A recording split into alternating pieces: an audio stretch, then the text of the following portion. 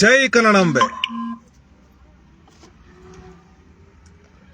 ಸಮಸ್ತ ಎಲ್ಲ ನನ್ನ ಕನ್ನಡ ಬಂಧುಗಳಿಗೆ, ಕನ್ನಡಿಗರ ಸ್ವಾಭಿಮಾನದ ಪಕ್ಷ ಕನ್ನಡ ದೇಶದ ಪಕ್ಷದ ವತಿಯಿಂದ ಶರಣಾರ್ಥಿಗಳು.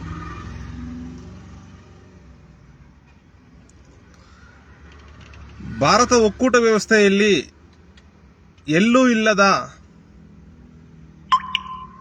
ಯಾವುದೇ ದೇಶದಲ್ಲಿ ಇಲ್ಲದ ಭಾರತ ಒಕ್ಕೂಟ ವ್ಯವಸ್ಥೆಯಲ್ಲಿ, ಭಾರತ ಒಕ್ಕೂಟದಲ್ಲಿ ಯಾವುದೇ ದೇಶದಲ್ಲಿ ಇಲ್ಲದ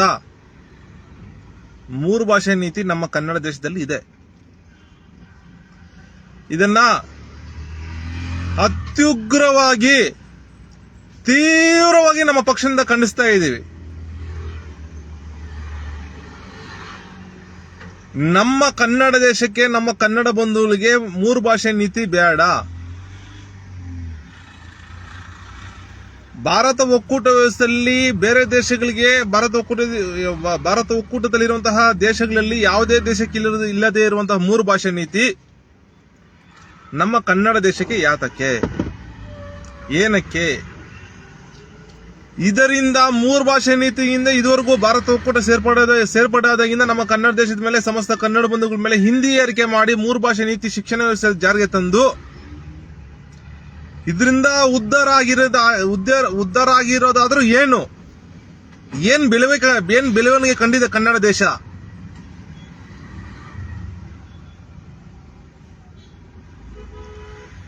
ನಮ್ಮ ಕರ್ನಾಟಕದಿಂದ 4 ಲಕ್ಷ ಕೋಟಿಯಿಂದ 5 ಲಕ್ಷ ಕೋಟಿ ಕಂದಾಯ ಹೋಗ್ತಾ ಇದೆ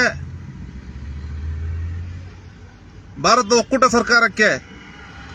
3 ಲಕ್ಷ ಕೋಟಿ ಏನಾದ್ರು ಅನುದಾನ ಕೊಡ್ತಾವ್ರ? ಅಥವಾ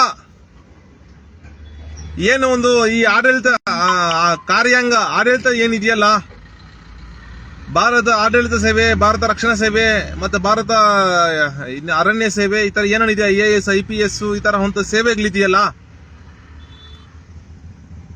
ಇಂತಹ ಅಧಿಕಾರ ವರ್ಗದಲ್ಲಿ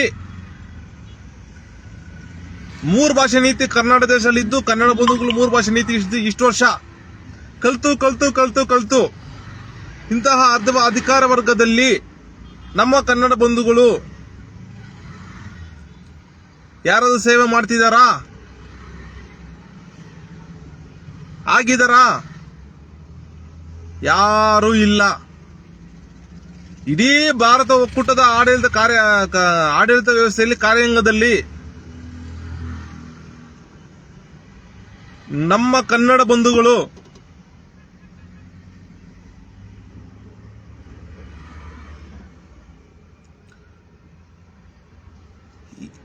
ಬೆರ್ಲೇನ್ಕಷ್ಟು ಜನ ಅಷ್ಟೇ ಇರೋದು.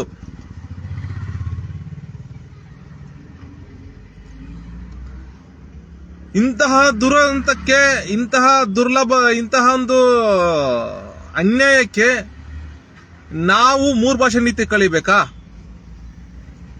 ಏನು 3 ಭಾಷೆ ನೀತಿ ಅಳವಡಿಸ್ಕೊಂಡು ಹಿಂದಿ ಏರಿಕೆ ಮಾಡಿಕೊಂಡು ಏನಾಯ್ತು, ಅದರಿಂದ ಏನ್ ಬೆಳವಣಿಗೆ ಆಯ್ತು ಅಂತ ಬಿಟ್ಟು ಯಾರಾದರೂ ತಿಳಿಸ್ಕೊಟ್ರೆ ಚೆನ್ನಾಗಿರುತ್ತೆ ನಮಗೆ. ಯಾಕಂದ್ರೆ ನಮಗಂತೂ ಕನ್ನಡ ದೇಶದಲ್ಲಿ ಕನ್ನಡ ಬಂಧುಗಳ ಬೆಳವಣಿಗೆ, ಹಿಂದಿ ಏರಿಕೆ ಎಲ್ಲೂ ಕಂಡಿಲ್ಲ ನಾವಂತೂ. ಈ ಹಿಂದಿ ಏರಿಕೆಯನ್ನ ಸಮರ್ಥನೆ ಮಾಡ್ಕೊಳ್ಳುವಂತಹ ಷಂಡ್ರು ಇದಾರೆ ನಮ್ಮ ಕನ್ನಡ ದೇಶದಲ್ಲಿ. ಅಂದ್ರೆ ಇವರು ಮಲ್ಲಪ್ಪ ಶೆಟ್ರು ಅಂತವ್ರು, ಅಂದ್ರೆ ಆ ಹಿಂದಿಯವ್ರು ಹುಟ್ಟಿರುವಂತವ್ರು ಆಗಿರ್ತಾರೆ, ಹಿಂದಿ ಏರಿಕೆಯನ್ನು ಸಮರ್ಥನೆ ಮಾಡ್ಕೊಳ್ಳುವಂತವ್ರು.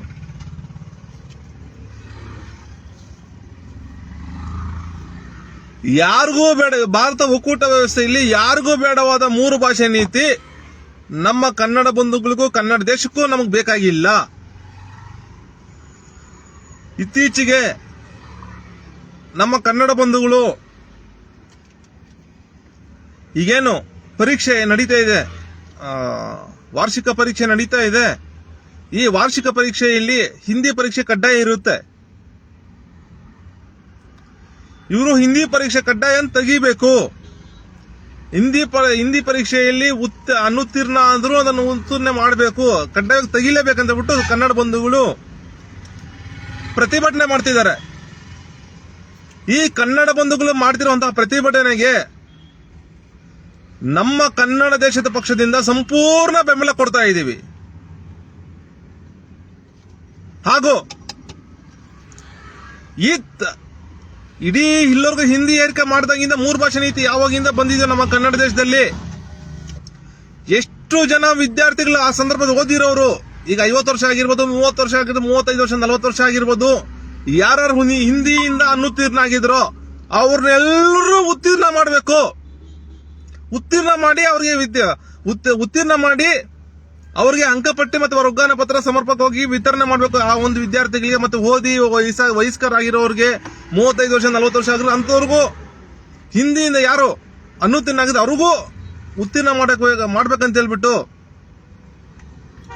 ಸಮಸ್ತ ಕನ್ನಡ ಬಂಧುಗಳ ಪರವಾಗಿ ನಮ್ಮ ಕನ್ನಡ ದೇಶದ ಪಕ್ಷದಿಂದ ಸರ್ಕಾರಕ್ಕೆ ಆಗ್ರಹ ಮಾಡ್ತಾ ಇದ್ದೀವಿ. ಜೈ ಕನ್ನಡಾಂಬೆ, ಜೈ ಕನ್ನಡ ಧರ್ಮ, ಜೈ ಕನ್ನಡ ದೇಶ. ಶರಣಾರ್ಥಿಗಳು.